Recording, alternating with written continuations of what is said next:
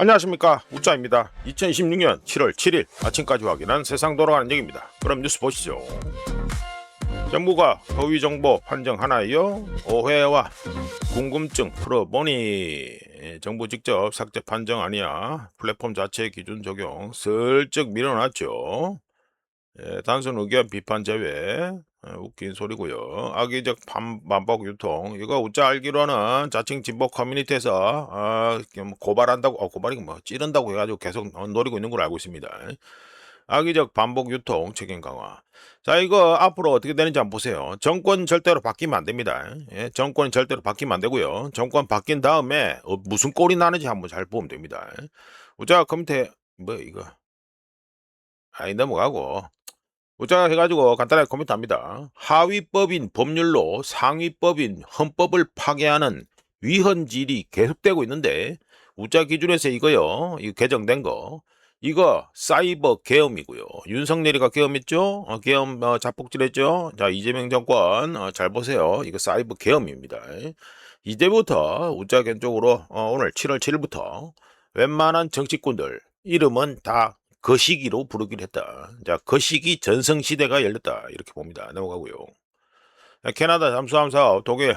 그렇지. 뭐, 이거 가지고 엄청 팔아먹고 있더라고. 이거 가지고 엄청 팔아먹고 있던데, 우짜는 아예 기도 안 차서 아예 소개도 안 했었습니다. 근데 결국에는 독일한테 넘어가 버렸네. 이것도 간단하게 코멘트합니다. 대도 안 한 오만 구라. 이거 구라 친 거 지금까지 이거 가지고 다 따먹을 것처럼 해가 떠들었던 것들은 이거 안 걸리냐? 좀 전에 했던 거 허위 정보 안 걸리냐고. 예? 그거 안 걸려요. 철퇴를 내려라. 특히 이거 대놓고 떠들었던 거 누구야? 우짜가 알기로는 빙신에서 떠드는 걸 알고 있는데, 대놓고 앞장서서 하여간에 대도 안 하는 오만구라, 그리고 국뽕을 팔고 있어가지고 아예 소개도 안 했고요. 역시나 결과는 역시라고. 뭐 호텔 경제학 그걸로 보면은 뭐 망고땡이죠. 한 번만 돌려 먹으면 되니까 최소. 넘어가고요.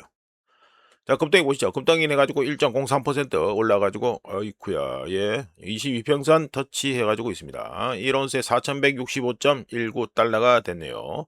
우짜가 금하고 은하고는, 바닥에 관련해가지고는 7월 4일 뉴스 모험에서 금하고 은 바닥을 예상하면서 대략 한 8월 말에서 9월 초, 그쯤이 금하고 은의 그 바닥이 아니겠냐. 이렇게 우짜가 의견을 제시한 바 있습니다. 자, 넘어가고요.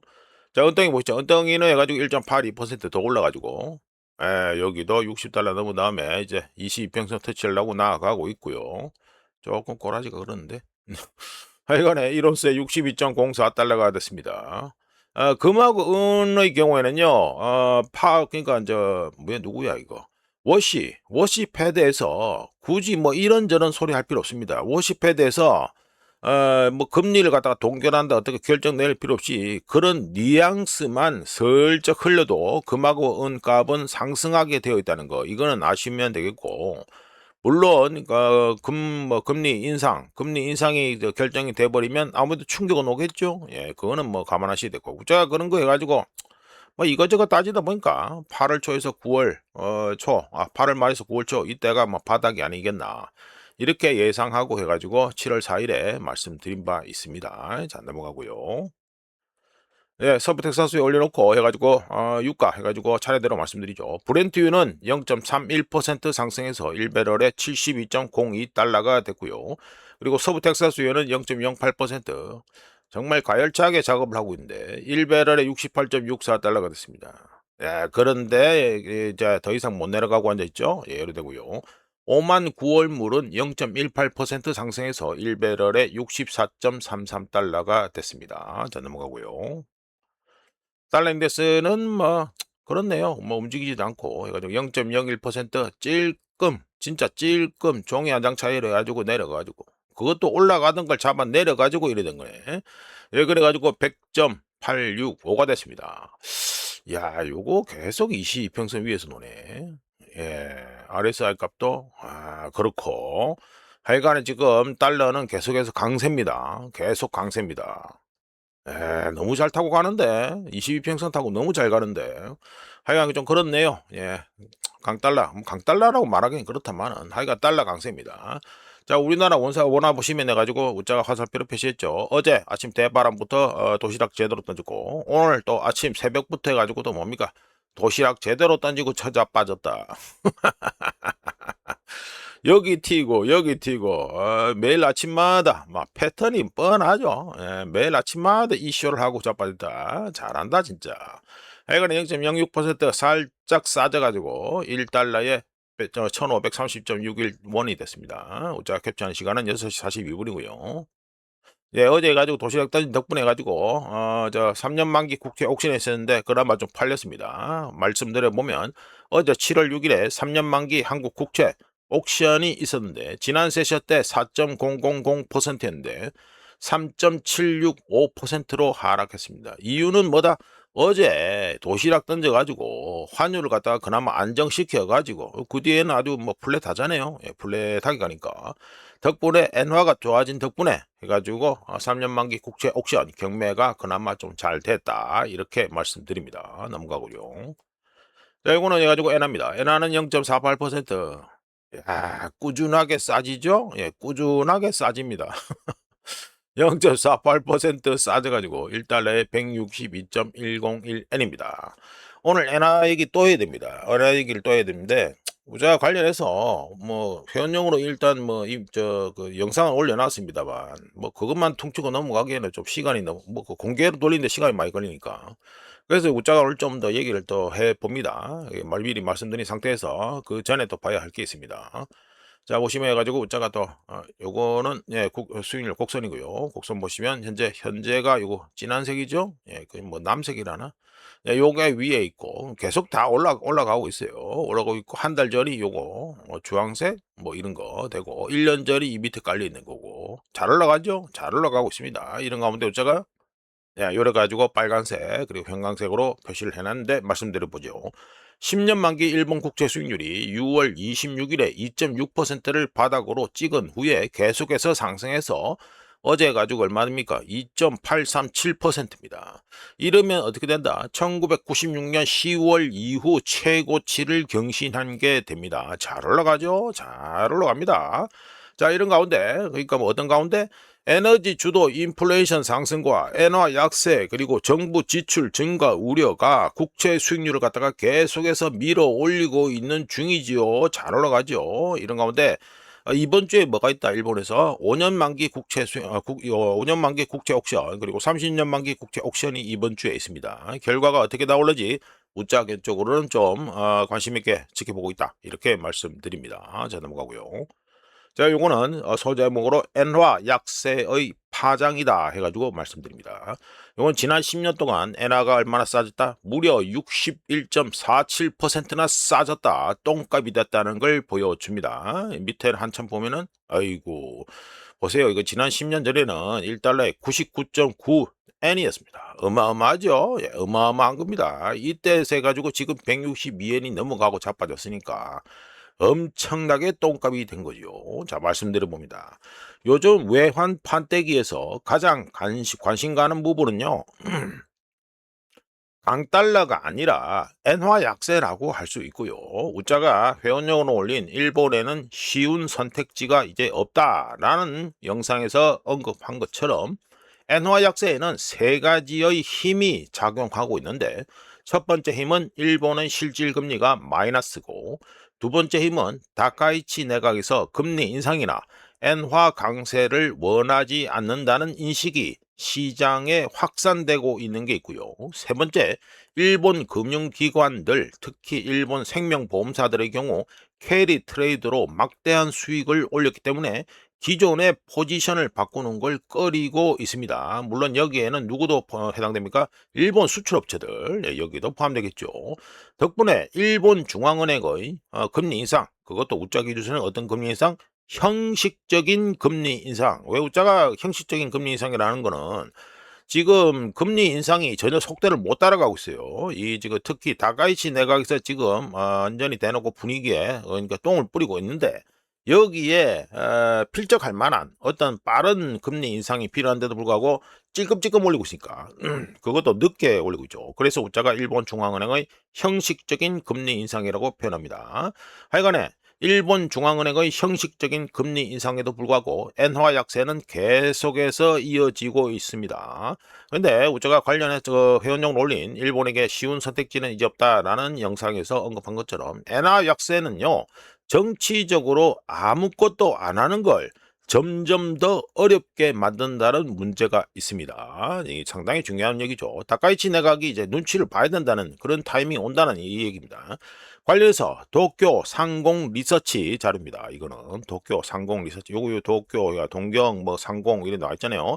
여기 이 애들은 뭐 리서치 저 표현이 잘 안 되다 보니까 이렇게 이 희한하게 말을 갖다가 쓰는데, 하여간에 도쿄 상공 리서치가 7월 1일에 내놓은 리포트에 따르면 2026년 올해 상반기에 엔화 약세로 인해 파산한 일본 기업 수가 45곳으로 YOY 작년 동기간 대비, 그러니까 2025년 상반기 대비 1.3배 또는 퍼센테이지로 바꾸면 30% 이상 증가하면서, 이 차트로 하니까 뭐 눈이 잘 안 보이네. 자, 이거를 합니다. 제가 또 혹시나 싶어서 하나를 더 준비해놨는데, 이 블룸버그에 나온 보면 45개 적혀있죠? 예, 적혀있습니다. 지난 2025년 상반기는 34개 이랬는데 45개로 더 늘어났다. 이렇게 30% 이상 파산한 일본 기업 수가 증가하면서 도쿄 상공 리서치가 해당 데이터를 집계한 후 엔화 약세를 이유로 이거를 엔화 약세 때문에 우리가 망한다 이렇게 명시적으로 언급한 기업 수가 2022년 이후 최고치를 찍었습니다. 이때는 하나밖에 없었는데, 즉 일본 대기업들, 특히 어떤 대기업? 수출 대기업들이 엔화 약세 혜택을 보고 있는 가운데 일본의 고용 중 대부분을 담당하는, 뭐 우리나라도 그렇잖아요, 중소기업들이 장기화되고 있는 엔화 약세에 갈수록 어려움을 겪고 있다는 소리가 되죠.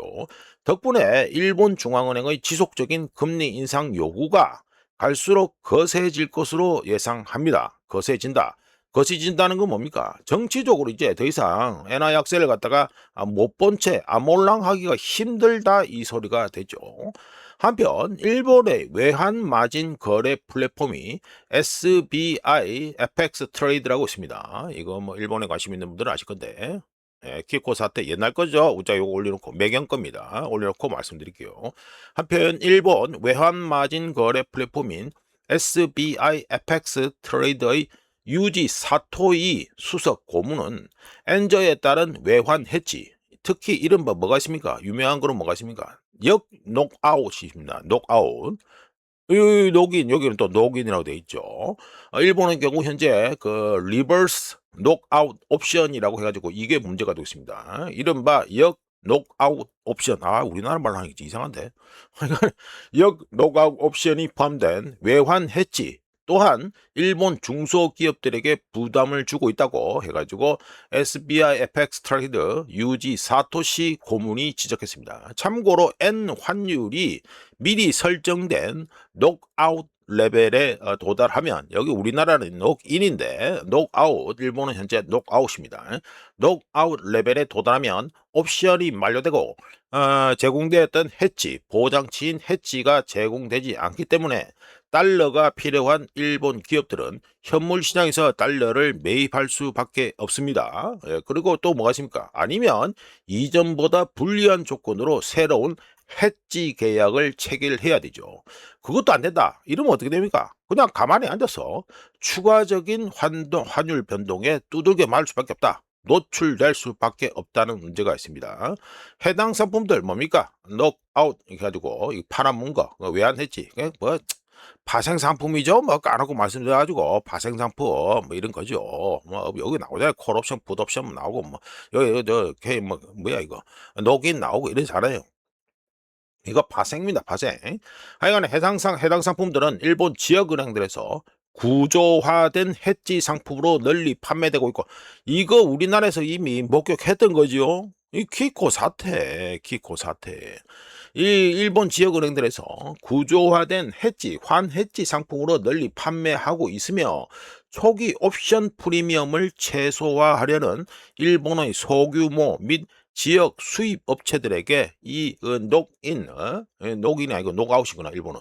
일본은 그 녹아웃 해가지고 이 그 해지를 갖다가 제공해주는, 보호장치를 제공해주는 이 파생 상품이 인기가 좋습니다, 일본에서 지금. 근데 뭐 세상 일이 항상 그렇다시피 다 좋은 것만 있는 건 아니죠. 특히 어떤 겁니까? 엔화가 약세를 이어가고, 여기 뭐 주간조선에서 또 해가지고 작년 12월 3일 환율 1,500원, 1,500원.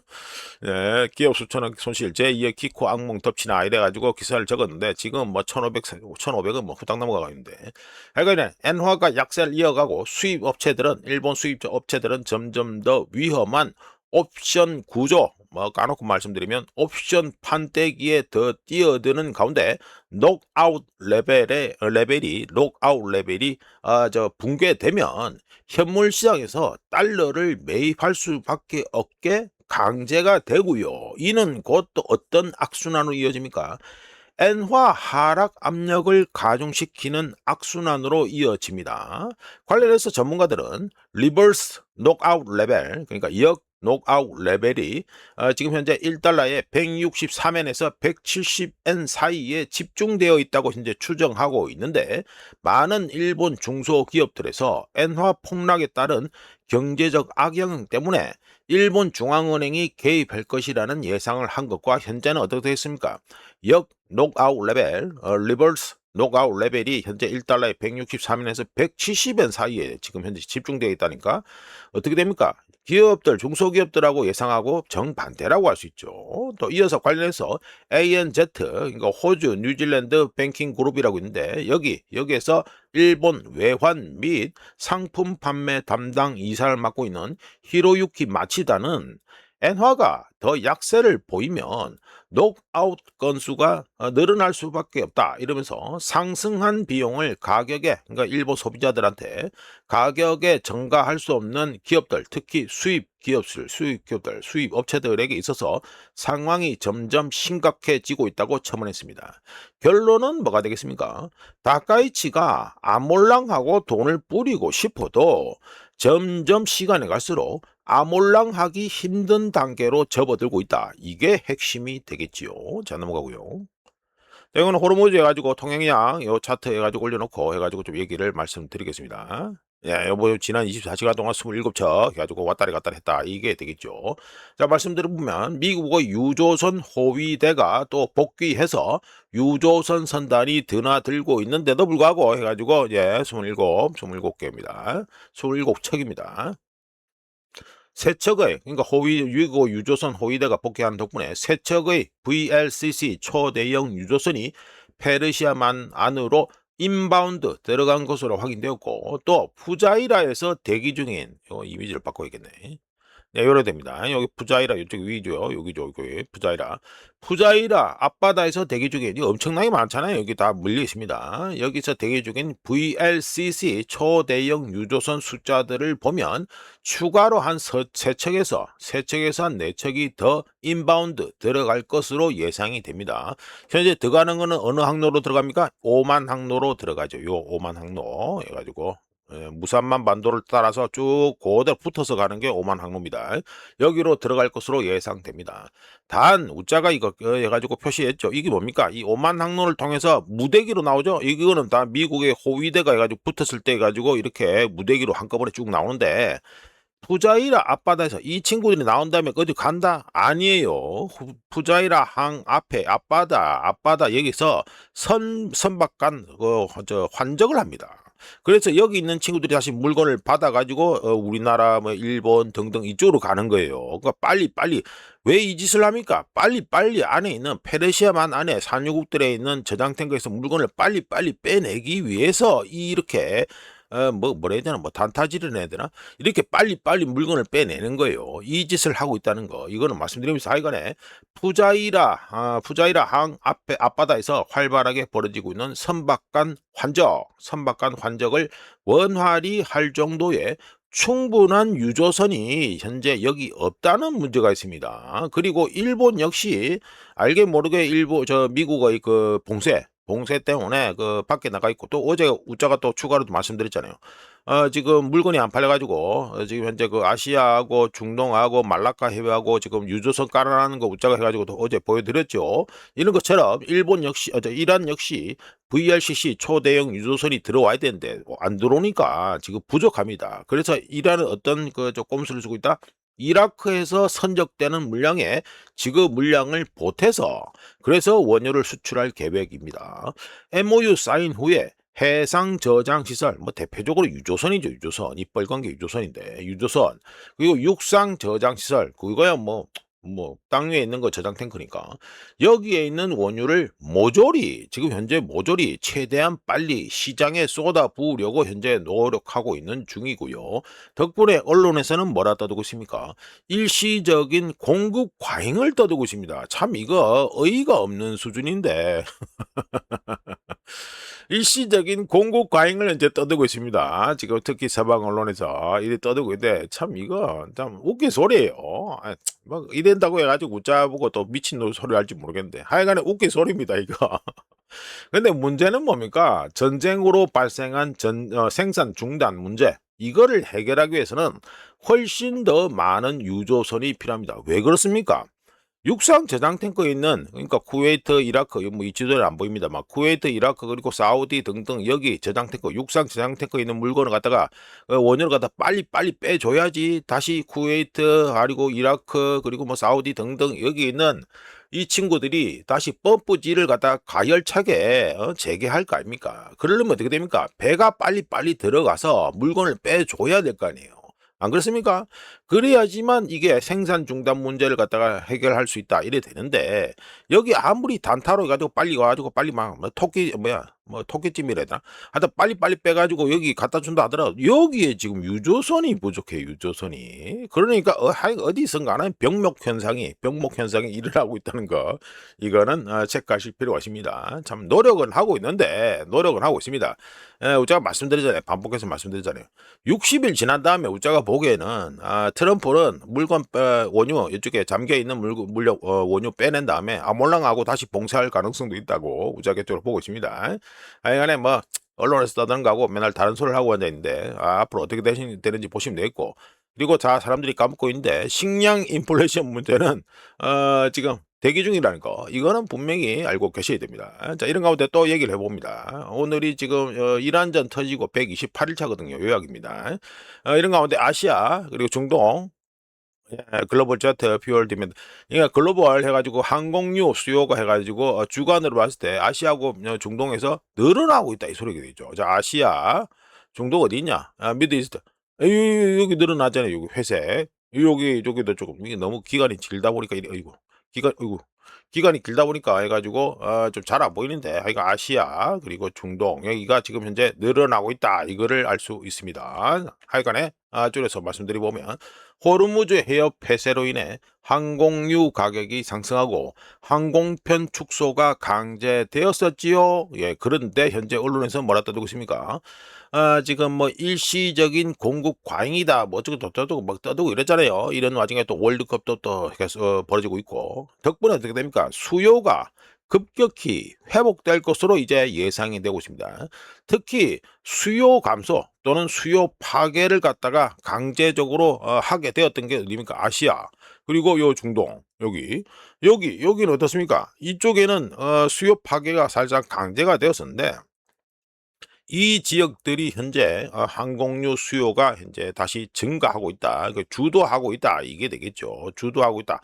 이런 문제가 있다는 거, 이거는 체크를 하시는 게 좋겠다. 이렇게 말씀드립니다. 자, 넘어가고요. 예, 좀 이미지를 키우고. 네, 카타르 에너지 불가항력 인정이다 해가지고 또 말씀드립니다. 이탈리아 에너지 대기업 에디슨, 뭐 정식 이름은 EDF 그룹인데 하여간 에디슨이라고 업계에서 부릅니다.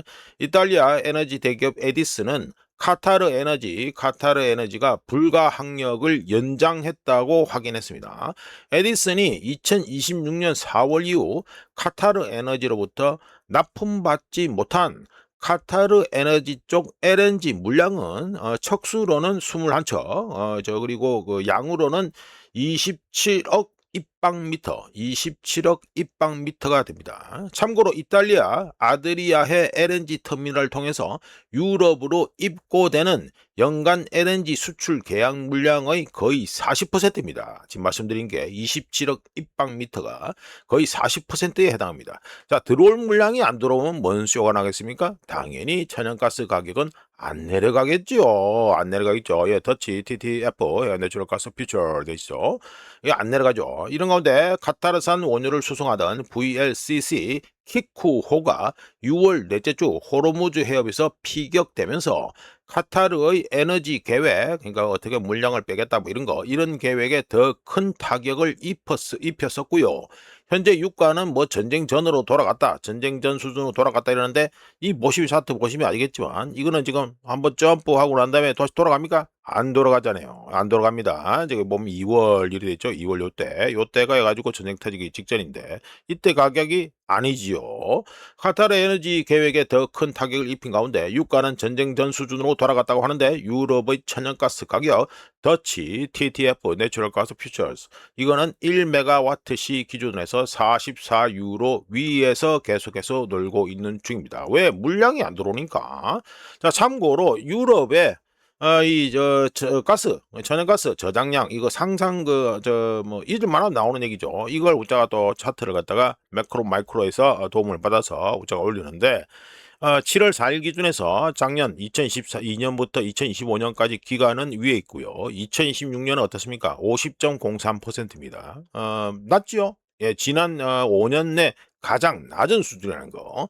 유럽연합의 가스 저장량이 겨울철 이 저장해야 되는 목표치에 현재 크게 미달하고 있고요. 혼자 동떨어져서 놀고 있고, 러시아산, 여기다 무슨 문제가 있겠습니까? 러시아산 LNG 수입 금지 조치, 우짜 기준에서는 자해질, 이것까지 임박하고 있죠. 곧 해가지고 금지 조치 해가지고 활성화되니까 이것까지 임박하면서 유럽의 에너지 비축량은 매우 위험한 현재 수준입니다. 지금 여름이 쪄 죽는다 이러는데, 여름만 있습니까? 아니잖아요. 겨울에 이거 뜨뜻하게 지내려면 이걸 많이 쟁여놔야 되는데, 지금 봐서는 영 기대 난망인 수준이다. 이거는 분명히 알고 계셔야 되겠습니다. 자, 넘어가고요. 자, 러시아 얘기 나왔으니까 또 러시아 말씀드리죠. 2,700km 날아간 우크라이나 드론, 그러니까 UAV죠. 예, 그러니까 뭐 쿼드콥터 이런 그런 게 아니고, 얘들이 날린 건 지금 UAV라서 무인 항공기입니다. 무인 항공기를 날리고 있습니다. 러시아 옴스크 정유 공장 타격했다. 네, 러시아 뚜껑에 맞은 얘기 막 계속 하고 있네. 민경락이가. 예, 예, 연기 올라오고요. 예, 장거리 타격 능력. 제가 말씀드렸죠. 이거 타겟팅 해주는 거는요, 우크라이나 지금 현재 수준에서는 지가 혼자는 못합니다. 그러니까 누군가가 서포트를 해줘야 된다는 거. 이거는 분명히 알고 계셔야 됩니다. 요거 우짜 관련해서 좀 얘기도 할 수 있는데, 이거는 뭐 내일 하든가 하고. 지금 현재 이 짓을 하면요, 웃긴 시츄에이션이 강제가 된다는 거. 어떤 강제가 됩니까? 러시아 정유시설들을 갖다가 두드려 부시잖아요. 그러면 러시아에서는 계속해서 원유는 생산하지요. 그러면 어떻게 됩니까? 원유 생산된 걸 갖다가 탱크에 계속해서 쟁여둘 수는 없으니까 항상 이거 정유 공장에서 정제를 해야 되는데, 정제해야 되는 정유 공장이 해가지고 부사지거나 손상을 입으면 어떻게 됩니까? 원유를 갖다가 더 이상 적재를 못하면, 쟁여놓지 못하면 빨리빨리 물건을 빼야 될 거 아니에요. 그러면 글로벌 시장에서는 원유가 나오는 양이, 공급되는 양이 더 많게 된다는 이 숨은 이 계산법이 숨어 있다는 거, 이거는 분명히 아셔야 됩니다. 하여간에 열심히 무인 드론기를 날려서 러시아를 갖다가 괴롭히고 있다, 이런 기사가 있는 가운데, 자, 친러시아 팬들은 저런 기사 보고 에이 아니야 이럴 수는 있지요. 하지만 모자야 친우크라이나도 아니고 친러시아도 아니니까 객관적으로 말씀드리려고 노력하니까. 자, 우크라이나 드론 공격으로 러시아 정유시설들이 손상되고 그로 인한 러시아 국내 연료 위기가 발생했다는 언론 보도를 믿지 않을 수도 있지요. 예, 친러 팬들은 특히 그럴 수도 있는데 러시아의 원유 수출 그리고 석유 정제 정제 제품 이거 말이 헷갈리네. 석유 정제 제품 수출량은 언론 보도가 맞다고 말하고 있습니다. 보시면 이게 원유죠. 예, 원유 수출량은 이거 늘어나네. 예, 그리고 이거 뭡니까? 난 크루드 페트롤리움. 그러니까 이게 정제 제품이죠. 예, 이거 수출량은 이거 떨어지네. 예, 요로 됩니다. 예, 보시면 아시겠지만 극명하게 서로 반대로 가고 있다는 걸 알 수 있습니다. 즉 이게 정제 시설이 부사져 가지고 제대로 이 정제를 갖다 못하니까 지금 원유는 빨리라도 빼내야 되니까 어쩔 수 없이 계속해서 수출량이 늘고 있다 이게 됩니다. 모스크바 즉 러시아 정부 모스크바가 휘발유에서 항공유 그리고 이제는 경유까지 디젤까지 단계적으로 수출 금지 조치를 취하고 있는 가운데 러시아산 석유 정제 제품의 해상 수출량은 러시아 역사상 그러니까 러시아가 그러니까 소련까지 퉁치면 안 되시고요. 러시아 해가지고 소련 망하고 해가지고 러시아 국가가 설립된 후 그런 후에 해가지고 역사상 최저 수준으로 떨어졌습니다. 반대로 러시아 국내에서 정제하기가 어려워진 원유 수출량은 올타임 하이를 경신하고 있고요. 우크라이나의 드론 공격에는 웃자가 보기에는 미국의 정보 제공이 필수적인데 이름이 좀 전에 말씀드렸잖아요. 이렇게 러시아 정제 시설을 부시면은 당연히 해가지고 원유를 갖다가 어디입니까? 글로벌 시장에 원유를 갖다가 더 많이 쏟아낼 수밖에 없다. 이렇게 됩니다. 자, 여기에 숨은 통박이 뭐가 되겠습니까? 트럼프 행정부가 중간 선거를 앞두고 해가지고 뭔가 이 자신에게 유리하기 위해서 해가지고 원유 물량을 계속 쏟아내게 하고 있다. 이렇게 추정이 됩니다. 자, 넘어가고요.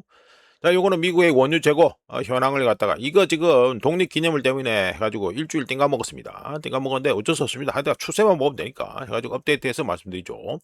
6월 26일 기준에서요. 미국의 전력 비축률은 3억 2,565만 5천 배럴로 2022년 수준을 이미 하회하고 있습니다. 요거 하회하고 있고요. 이게 쭉 올라가면 이게 현재 어느 때 수준이냐면요. 1983년 6월 10일 이후 최저 수준입니다. 요 퍼런 거 요거죠. 예, 퍼런 거. 요 퍼런 거 쭉 올라가면 요 2022년 이거는 넘어섰고 이건 밑에 거는 주황색은 퍼센테이지입니다. 미국의 원유 재고 중에서 미국의 전략 비축률이 차지하는 비율입니다. 요거 24% 밑으로 내려갔고요. 요걸 쭉 올라가면은 1983년 6월입니다. 6월 이후 현재 미국의 전력 비축률 재고가 가장 낮다. 최저 수준이다. 이걸 갖다 이 차트를 통해서 알 수 있고 그 다음에 미국의 전략 비축률을 제외한 미국의 원유 재고입니다. 원유 재고 이것도 6월 26일 기준인데 4억 835만 9천 배럴이죠. 그러니까 전략 비축률 빼고 얘기하는 겁니다. 그러니까 전략 비축률가 3억 2,565만 5천 배럴이니까 뭐 대충 계산하면 한 7억 한 4천만 배럴 뭐 이 정도 되겠네요. 합치면.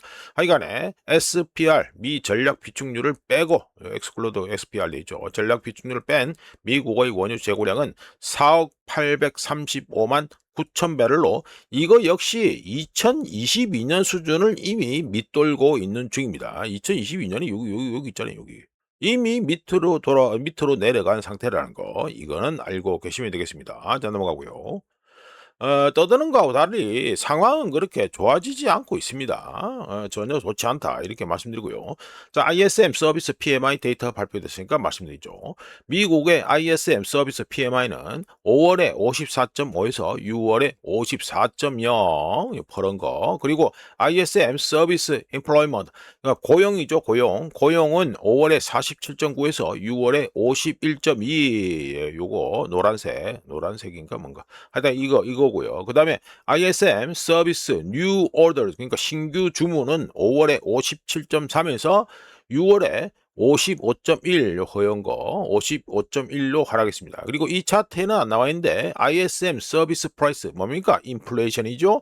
자, 이거는 5월에 71.3에서 6월에 67.3으로 하락했습니다. 70대에서 60대로 내려갔다. 우자가 간단하게 요약을 해보면 신규 주문은 감소했습니다. 신규 주문이 뭡니까? 여기 가지고 저 55.1 가지고 내려간 거잖아요. 허연 거. 신규 주문은 감소했지만 고용은 반등하고 있고요. 인플레이션, 그러니까 여기 차트에 안 나와 있지만 인플레이션은 하락하는 분위기로 읽혀지면서 연착륙 분위기가 유지되고 있다. 이렇게 코멘트, 소감, 하다 그래 말씀드려 봅니다. 자, 넘어가 가지고요. 자, 요거는 미국 민간 고용률이 3.5% 다시 내려갔다 해가지고 소재물로 해서 말씀드립니다. 우짜가 요즘 미국의 고용 데이터를 소개하지 않는 이유는 너무 헤드라인질을 하기 때문이고요. 그런 이유로 미국의 노동 참여율 얘기를 해가지고 돌려서 얘기합니다. 이미 지난주에도 한 말씀드렸죠. 미국의 노동 참여율은 급격하게 떨어져서 거의 50년 만에 최저를 갖다가 보이고 있고요. 물론 이거 가지고 무한폐렴 리세션도 있긴 있습니다만 하여간에 50년 만에 최저 쭉 올라가면 한참 올라갑니다. 이 레벨이 한참 올라가죠. 예, 올라갑니다.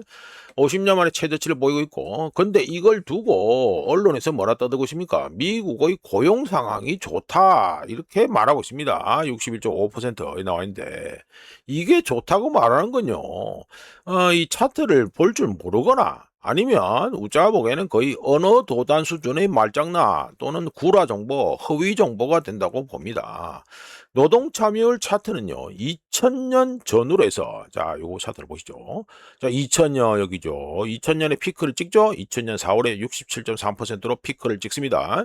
미국의 노동 참여율은 2000년을 전후로 미국 경제가 피크를 찍었다는 거, 고점, 최고점을 찍었다는 걸 갖다가 보여줍니다. 노동 참여율 차트는 2000년 이후에는 쭉, 딱히 반등하는 것 없이 쭉 내려가죠. 원활하게 내려갑니다.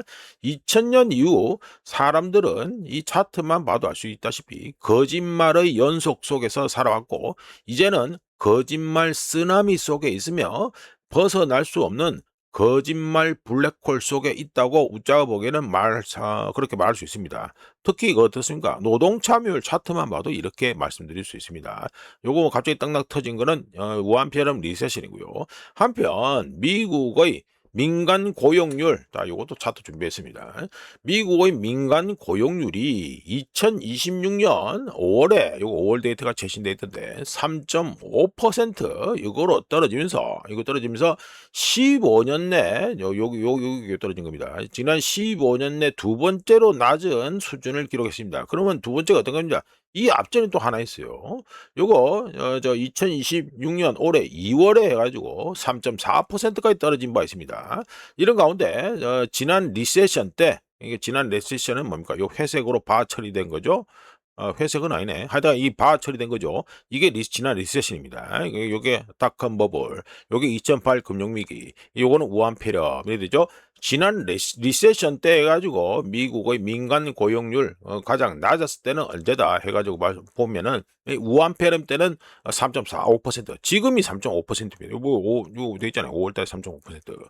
2020년 4월 우한폐렴 때, 그 당시 우한폐렴 리세션 때 3.5%였고요. 그리고 쭉 올라가서 여기는 뭡니까? 2008 금융위기죠. 2008 금융위기. 정확하게는 2009년 6월에 3.1%까지 해가지고 민간 고용률이 떡락한 바 있습니다. 그 전에 쭉 올라가면 뭡니까? 닷컴 버블이죠. 근데 이때는 그나마 상황이 나왔습니다. 2001년 11월에 4.2%, 요 끄트머리입니다. 4.2%를 기록한 바 있습니다. 참고로 현재 민간 고용률은 계속해서 떡락하고 있죠. 31개월 연속 4.0% 미만을 현재 기록하고 있는 중입니다. 4.0% 미만에서 계속 올라오지 못하고 그 밑에 계속 잠겨있다, 이 소리가 됩니다. 요약하면 헤드라인 뉴스와 달리 미국의 고용시장은 역사적으로 매우 취약한 상태다, 이 말이 되겠죠. 자, 넘어가고요.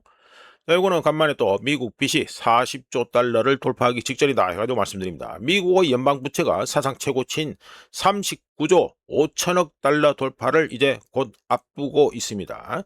2026년 올해 초 이후에 연방부채는 얼마가 증가했다? 한 반년 됐는데, 6개월 지났는데 1조 달러가 증가했고요. 연방부채가 2026년 3, 4분기에 지금 현재 추세라면은 40조 달러를 돌파할 것으로 현재 예상되고 있습니다. 2020년 우한폐렴 터지던 2020년 이후 연방 부채는 얼마나 늘어났다? 무려 16조 달러 이상이 급증해서 GDP 대비 미국의 공공부채 비율은 122%가 되었고 2020년 우한폐렴과 정부 지출 급증 시기 때 기록한 126.10% 뭡니까? GDP 대비 미국의 공공부채 비율이 한때 126.10%를 기록했는데 현재 다시 슬금슬금 다시 올라가서 122%가 전대되면서 우한폐렴 때 찍은 거 이후에는 최고 수준을 기록하고 있습니다. 자, 이제 그러면 미국 망한다 소리가겠죠? 하지만 또 다르게 볼 게 있습니다. 2022년 여기죠. 패드 스타트 하이킹. 그러니까 이 패드가 금리 인상을 시작한 거 이래 되는 거. 2022년에 패드가 금리 인상을 시작한 후 외국 중앙은행들보다 외국의 개인 투자자들, 이거 프라이빗 돼 있죠? 개인 투자자들이 미국 국채를 더 많이 보유하는 역사상 최초의 일이 발생했습니다. 언제? 이거 패드가 금리를 인상하기 시작한 때부터. 이는 뭘 뜻한다? 가격에 민감한 민간 자본의 수익 기대치에 국채 시장이 더욱 민감하게 반응하게 만드는 구조적 변화가 일어났다는 걸 말할 수 있고요. 참고로 중앙은행 같은 것들, 이거 오피셜은 중앙은행을 얘기하는 거죠. 중앙은행 같은 곳들은 국채 가격에 덜 민감하지만 민간 자본은 금리나 가격 변동에 매우 민감합니다. 그렇기 때문에 어떤 또 문제가 있습니까? 시장의 변동성을 키운다는 문제도 있지요. 그런 문제가 있습니다. 하여간 까놓고 말씀드려서 미국 빚이 40조 달러 이제 돌파할 거다 뭐다 하는데 미국 빚이 억수로 많다. 하지만 시선을 돌려서 이런 걸 보면 미국 국채만큼 지금 현재 시장에 나와 있는 물건 중에 깔끔한 담보, 그나마 상대적으로 깔끔한 담보는 전 세계 어디에도 없다는 걸 갖다가 이 민간에서 이 민간 개인 투자자들이 이걸 물량을 사는 걸 통해서 알 수 있다 이렇게 말씀드립니다. 자, 이렇게 해서 2026년 7월 7일 아침까지 확인한 세상 돌아가는 얘기였습니다. 구독, 좋아요 그리고 회원 가입 감사합니다. 내일 또 찾아뵙겠습니다.